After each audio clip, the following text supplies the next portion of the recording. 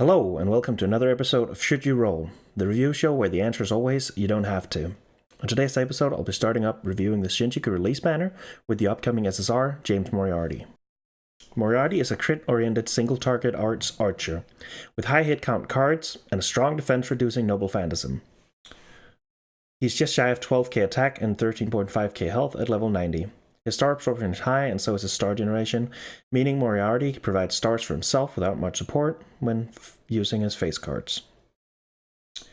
For skills, Moriarty has Magic Bullet Shooter EX, which provides him with Invincibility Pierce for a turn and improves his crit star absorption by 300 to 600%. Second, we have the Extremity of Spiderweb's A++, which introduces a new demerit, consuming crit stars. This skill will, in exchange for 10 crit stars, charge your NP by between 30 and 50%, as well as increase your NP damage by 20% for 3 turns. Being a triple art crit servant means that Moriarty, under right circumstances, will be able to loop NP off of critting with an Arch Brave Chain, with the help of his 12 hit NP and high hit count arts and extra cards. Last, we have Charisma of Wicked Wisdom A+, a niche charisma like that of Steno, Liz Lancer, or Maeve. With a focus on evil alignment servants, Moriarty can increase the party's attack by between 10 and 20%, and all allies with evil trait will gain an additional 10 to 20% attack up for 3 turns. For passives, Moriarty has Magic Resistance D for 12.5% debuff resistance, and Independent Action A+, for an increase by 11% to his critical hits.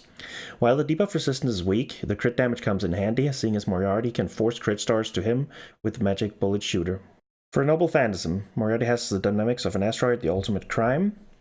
On top of being a look into what to expect animation-wise from Noble Phantasms, moving into the Epic of Remnant, this Noble Phantasm boasts a high hit count and a prior to damage defense down, meaning the overcharge is very useful for both bursting and extended fights, giving between 20 and 40% defense down for 3 turns to the target.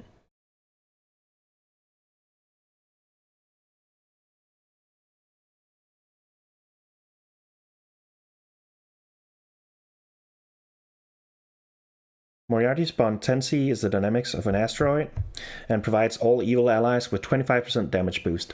This, paired with his charisma, lets Moriarty support hard hitters like John Olter by improving their Noble Phantasm damage. Just make sure to have Moriarty still on the field once you unleash the buffed ally's Noble Phantasm. To improve Moriarty's performance with Cs, I'd suggest another ending, to improve the majority of Moriarty's cards, as well as improve his critical damage. Alternatively, bring the Shaman Event C Golden Card figure, giving you up to 50% starting gauge, as well as beginning the battle with crit stars from Moriarty's NP gain, so you can NP at turn 1 without the support of all allies. Moving on to team comps. Starting out with the free-to-player setup, we will be using Robin Hood, H. Jansen, and Mozart with a mash in the backline. This setup uses H. Jansen for healing and star gen, as well as crit damage, and Mozart for increased arts damage, as well as on-demand between 20 and 50 crit stars. Alternatively, you can bring Billy the Kid instead of Robin Hood, and Cursed Arm instead of Mozart.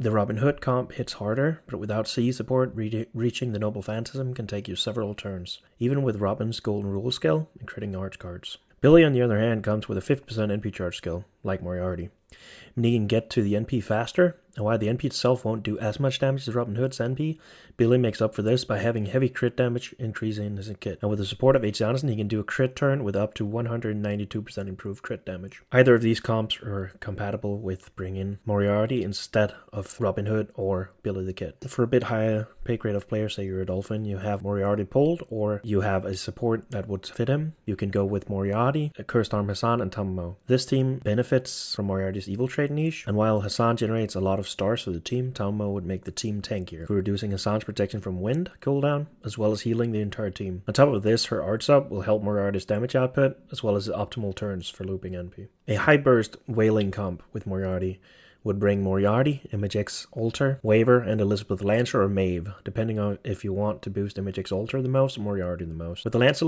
Image X Alter would be sitting at a whooping 130% attack up for 3 turns, and a higher burst for 1 turn, using the Pluck Suit's attack up. All in all, Moriarty comes with a couple of unique skills and the evil trait niche, but being in the Archer class puts him in heavy competition with the likes of Gilgamesh, who can deal almost equal damage with NP despite being AoE, and Archer Artoria, who with her own arts up and NP refunding NP is easier easier to set up for looping. On top of this, she has healing to last longer in the types of battles you need to use multiple NPs anyway. Furthermore, the archer category is the strongest out of the 3-star categories, leading to plenty of free-to-play alternatives if need be, meaning you can make do in most scenarios by just leveling set 3 stars. This being said, if you happen to like the Yule Trade servants and want someone to bolster their strength on top of needing a single target archer, Moriarty might just be the villain your Coldea needs. But should you roll for James Moriarty? You don't have to. Thanks for watching.